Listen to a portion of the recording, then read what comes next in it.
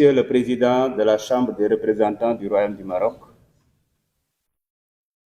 Mesdames et Messieurs les Présidents du Parlement des États africains de l'Atlantique, honorables invités,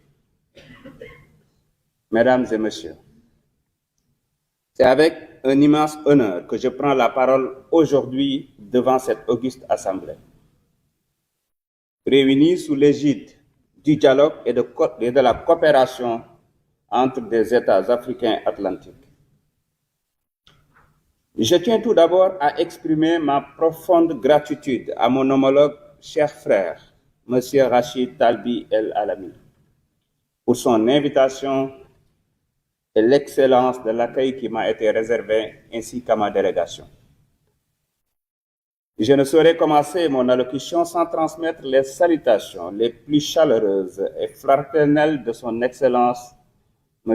Bassirou Diomaye Diakhar Faye, président de la République du Sénégal, à Sa Majesté le roi Mohamed VI.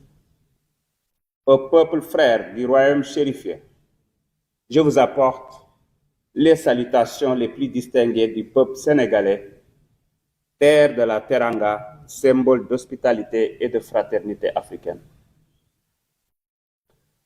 Notre présence ici traduit notre engagement commun à renforcer l'intégration de nos nations dans cet espace atlantique stratégique et qui constitue une façade essentielle pour le développement économique et la stabilité de l'Afrique.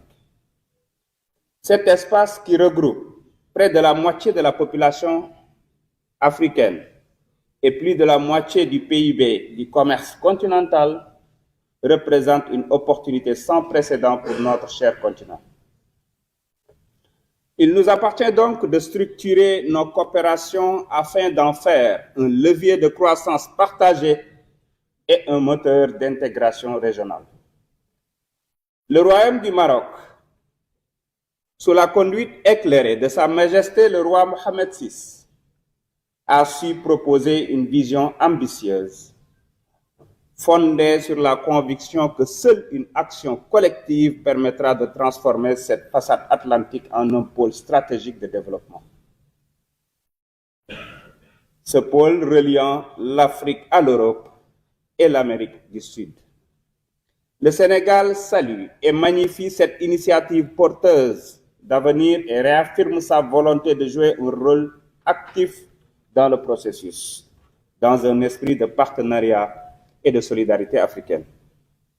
En effet, la relation entre le Sénégal et le Maroc est exemplaire à plus d'un titre.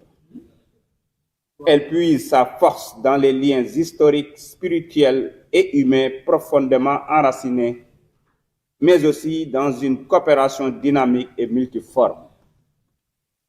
Nos deux pays partagent une vision commune du développement africain, fondée sur la solidarité, l'intégration et la souveraineté économique. Le Maroc est aujourd'hui un partenaire stratégique du Sénégal, notamment dans les domaines des infrastructures, de l'énergie, de l'industrie, de la finance et de la formation. Au-delà de cette coopération bilatérale fructueuse, nous avons une responsabilité plus large, mon cher frère, celle de bâtir ensemble une façade atlantique africaine intégrée et prospère. Pour y parvenir, plusieurs axes stratégiques doivent guider notre action collective. Le premier axe est celui de notre participation aux décisions stratégiques qui façonneront l'avenir de notre espace maritime. Il est impératif que nos États soient pleinement impliqués dans l'élaboration des grands projets structurants, en veillant à ce que nos intérêts nationaux et régionaux soient pris en compte.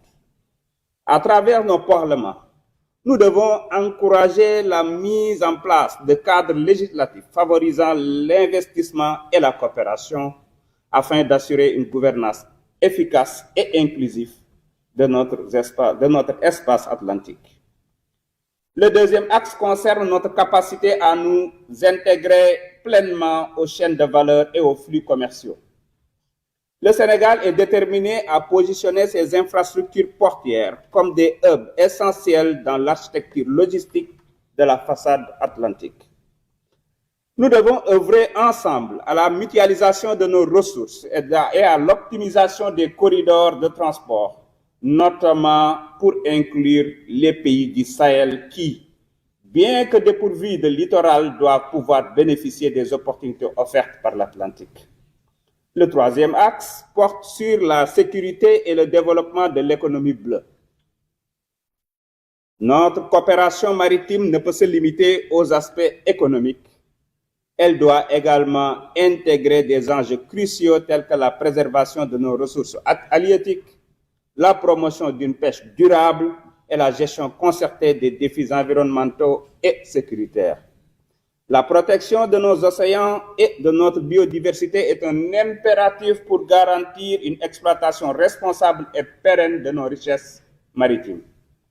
Le quatrième axe, enfin, concerne le développement de la connectivité énergétique et des infrastructures stratégiques.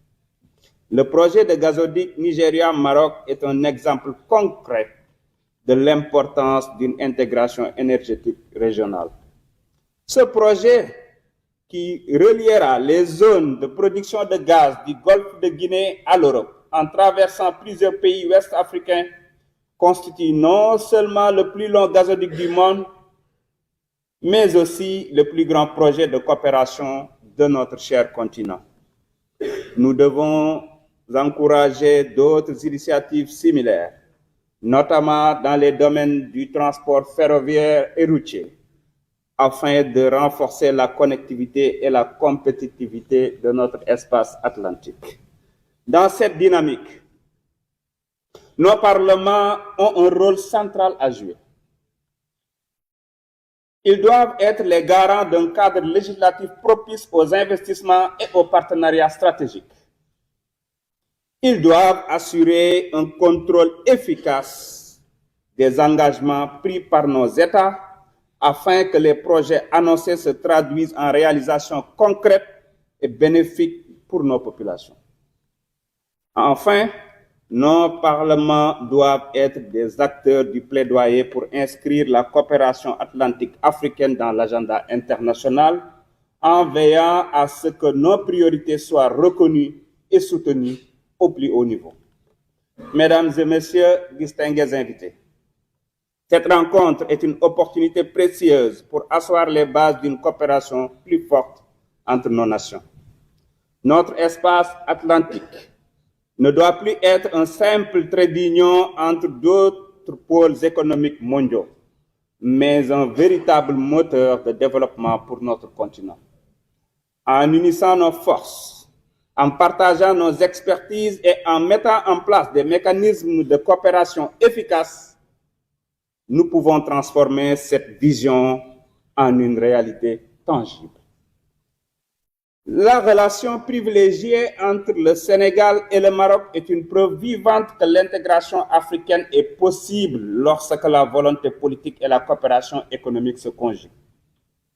Ensemble, nous devons élargir cette dynamique à l'ensemble des États africains atlantiques en faisant de notre façade maritime un espace de prospérité partagée.